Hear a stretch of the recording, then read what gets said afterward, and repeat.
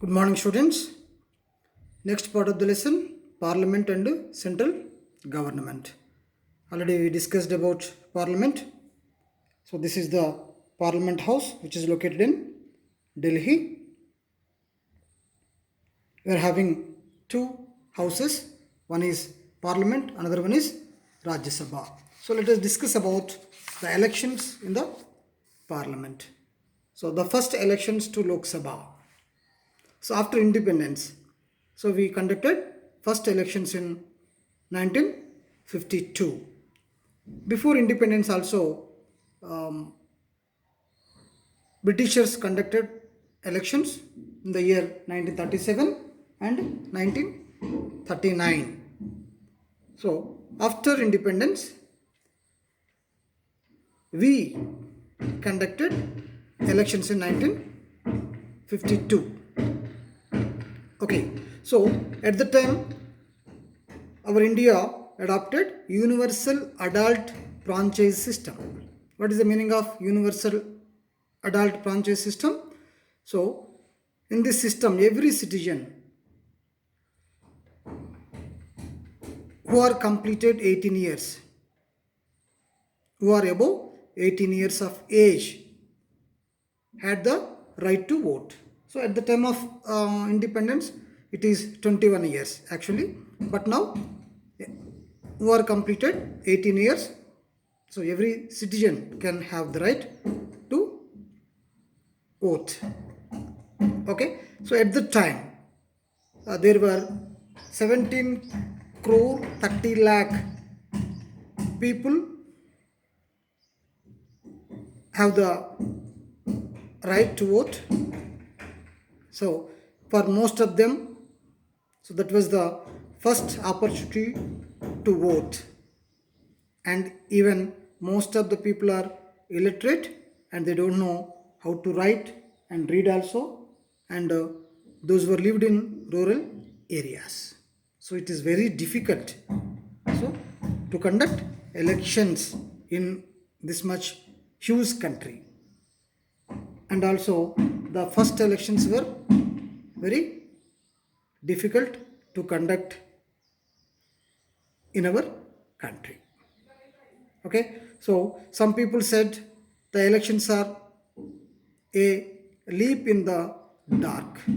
So why? Because so our India is a caste based society, and people don't accept the idea of everyone is equal.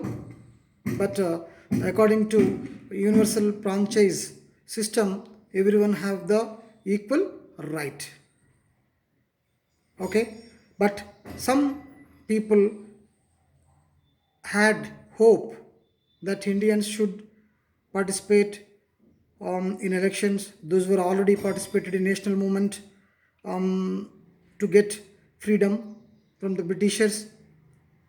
Even they fought against so many social evils. That's why definitely these people, they thought that these people should participate in elections in a more interesting way, more interesting way. And to conduct elections, an election commission was also set up to conduct elections in a free and fair manner. What is the meaning of free and fair manner? So, without bribing, without forcing, the voters should cast their vote in the elections. That is the meaning of the elections should be in free and fair manner. And making arrangement for the first elections was a large and complex task. So here people who are contested means who are participating in elections to elect as a member of parliament. So it's called the person who is contesting. So people who contested elections belong to a political parties or were independents. So different. So if any person supported by the political party, so he belongs to political party. So he will be allotted the symbol of political party. Example: lotus, hand, car, cycle, like that. So the person who are not supported by any party, those are called independents. Okay. So election commission will give the symbols to allot the symbols to each of these candidates. So those symbols also painted on the ballot papers or EVMs, electronic voting machines. So then the voters have the idea to whom they can cast their vote. Okay, so at the time first elections, over 2,24,000 polling booths were set up across the country. Polling booth means where the people cast their vote. So that place is called the polling booth. Usually polling booths are the schools. They select the schools to provide the place for elections. Okay, so those are called polling booths. And over 25 lakh steel ballot boxes were made. At the time there was no EVMs, electronic voting machines. At the time they used ballot boxes to drop the ballot papers in that. So nearly 62 crore ballot papers were printed. 62 crores. About 10 lakh officials supervised the polls. Now we required 25 lakh officials required to supervise at present, but at the time they used 10 lakh officials and nearly 17,500 candidates had contested. Now the number is more, but at the time only 17,500 candidates had contested the elections across the country. Finally 489 people were elected to the first Lok Sabha. At the time total Lok Sabha seats were 500. Out of that 489 people were elected for the first Lok Sabha. So these elections are conducted in a fair and free manner with very little violence. So the people responded very tremendous. They were participated in the elections and they elected people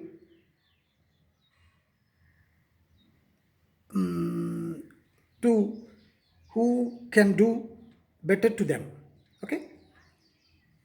Even the people treated the elections as a festival and public celebration.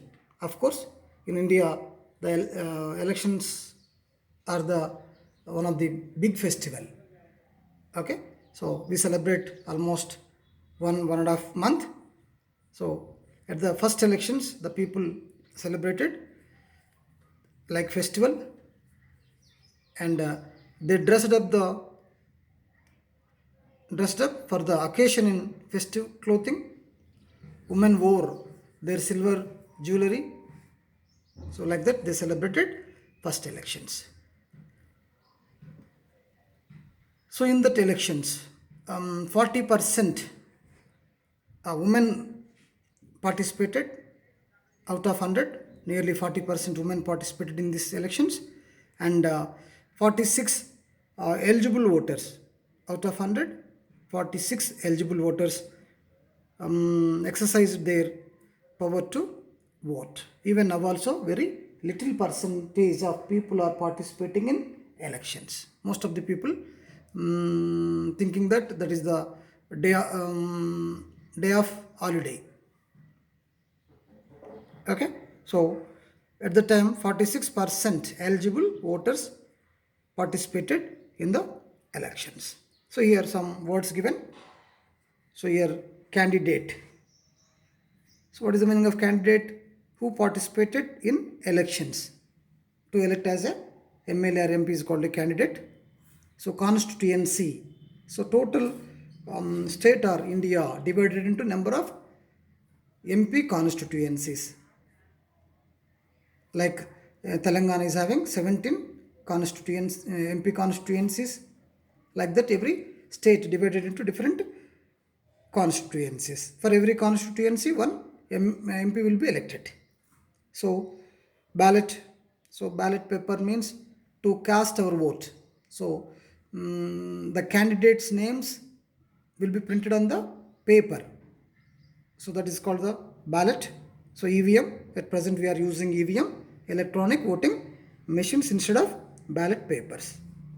Next, election campaign. So before elections, the persons who are participating in elections, they will go to door and they will conduct advertisement. They can tie the banners and they can write the slogans on the walls. Like that, they will campaign about them.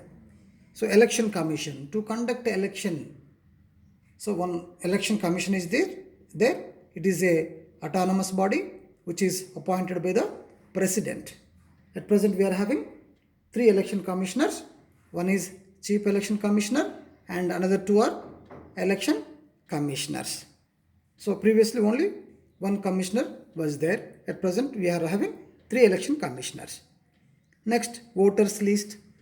So before the election, every person should enroll his name in the election committee.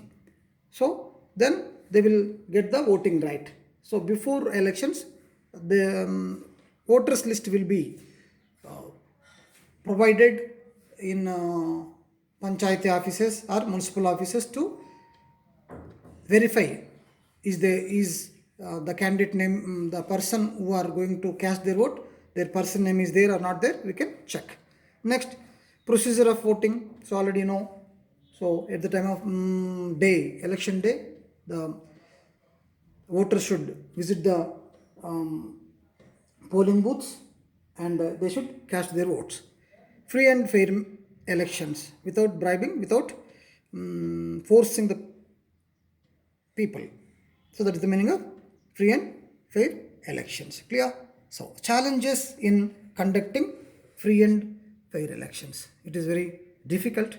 Why? Because in actual practice in our country, people vote based on their considerations like caste or religion or money or other gifts. At present, the elections conducting in a different way. So most of the people, before casting their vote, they will check either that person belongs to their caste or religion. And sometimes they are receiving money or gifts from the candidates. Then only they are casting their votes to some particular person. And even some powerful local people terrorize people to vote for a certain candidate. So sometimes either party or government will influence the voters. So it is not a free and fair elections. So now we cannot see any free and fair elections. Okay. So, but the election commission take the strict measures to conduct the elections in free and fair manner. Okay. Next. So now at nearly 17 Lok Sabha elections are completed. Recently in 2019, 17th Lok Sabha elections were conducted. How many percent of people voted in the Lok Sabha elections we can observe here. So from 1952 to 2019, so many 17 Lok Sabha elections were conducted. In 1952, only 46%. voters were participated. Later, gradually, the percentage is increased. 48, 55, 61, 55, 60, 57 again in 1980 the percentage decreased, and 85, 89 increased in 91, 96 again the percentage is decreased. So in 2014 the percentage is 66.4, that is the highest up to 2014, but 2019 the highest percentage was recorded, that is 67.1 percentage of voters participated in elections. So out of this, only 35 to 32 to 35% of votes polled to only one party. Remaining percentage divided into different parties. So who got 35% will win and they will form the government. Okay, some interesting facts about Lok Sabha elections in 2014. Total number of parliament constituencies 543. Total electors. Electors means who are having a voting right. The list of voters is called the electors.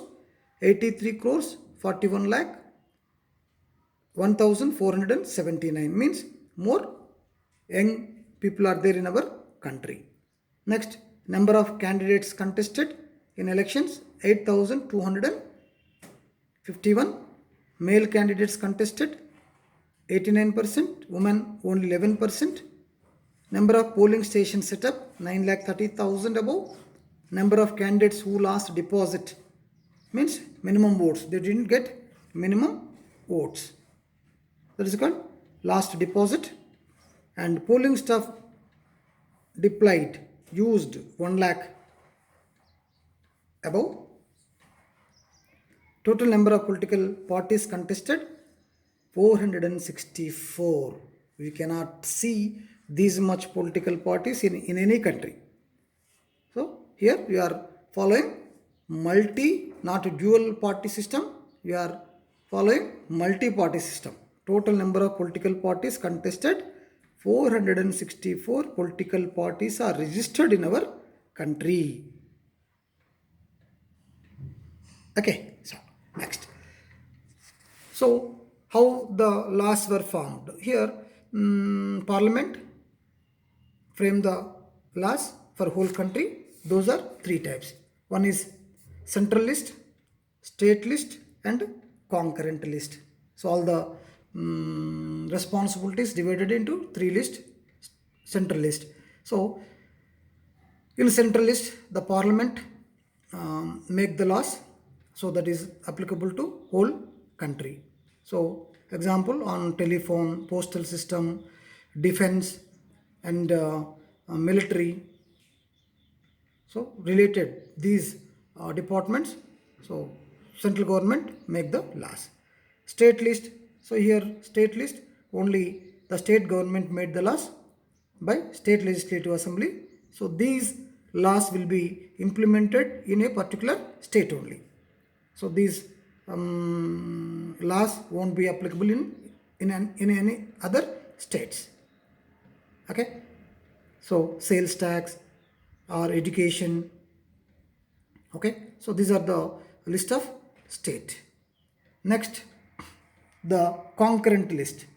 So here on this, both the parliament and state governments have a right to make the laws.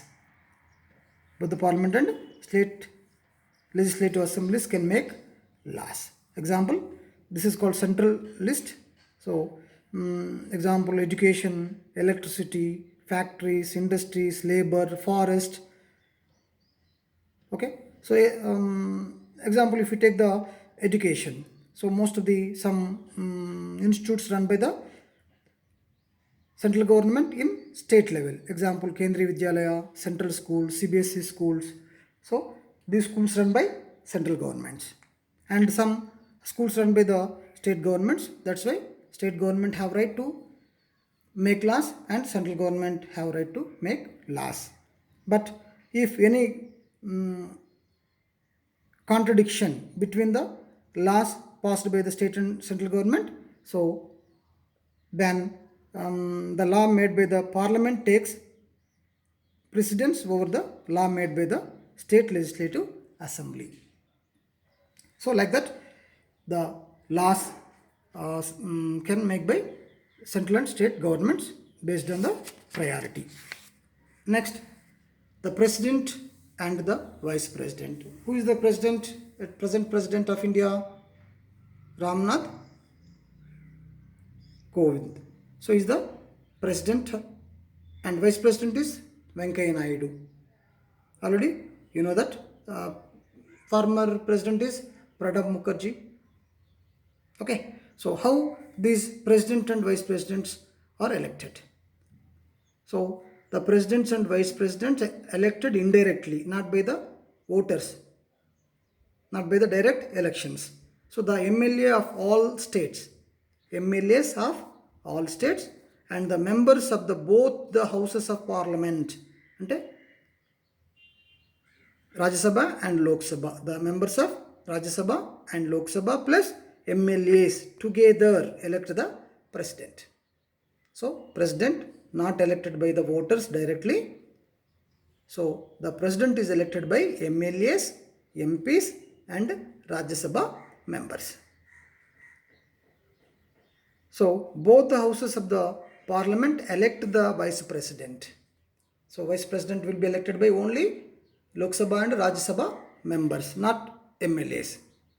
The vice president chairs the Rajya Sabha meetings and also perform the functions of the president if the president is absent. What are the duties of the vice president? So first one is he is the chairperson of Rajya Sabha.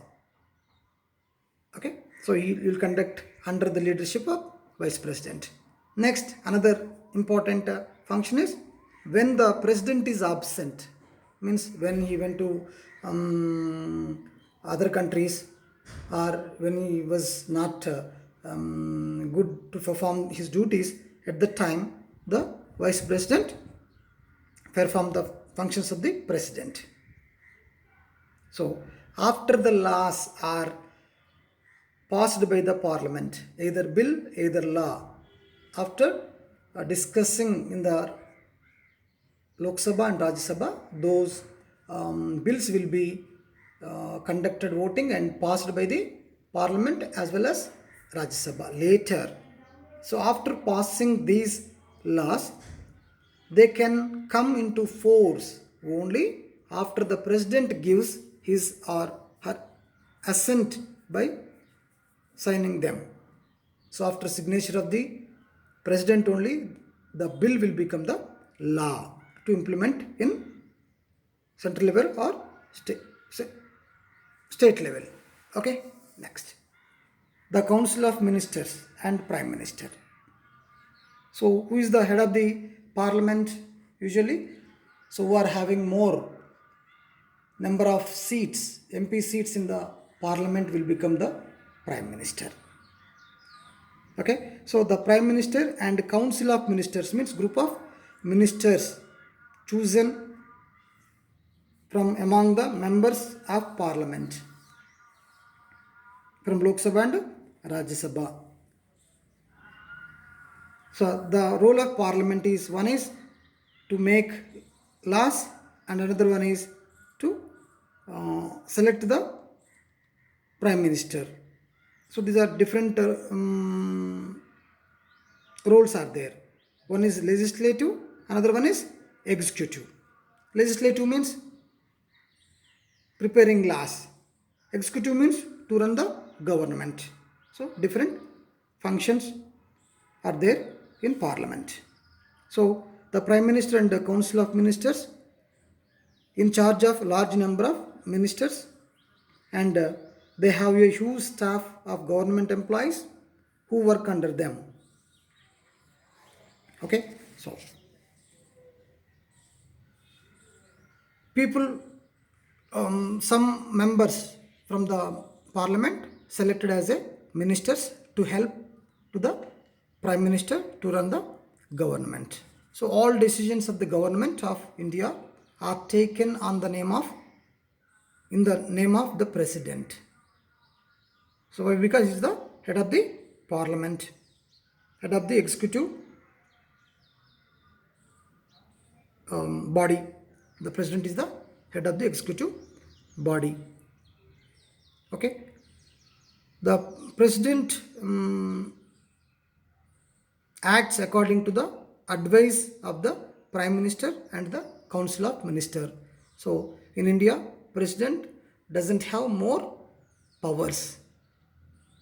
Okay, sometimes he will act and take more powers, but usually the president doesn't have any powers. So he will acts according to the advice of the prime minister or the council of ministers. So who is the chief prime minister now? The Narendra Modi is the prime minister. So he elected second time as the prime minister.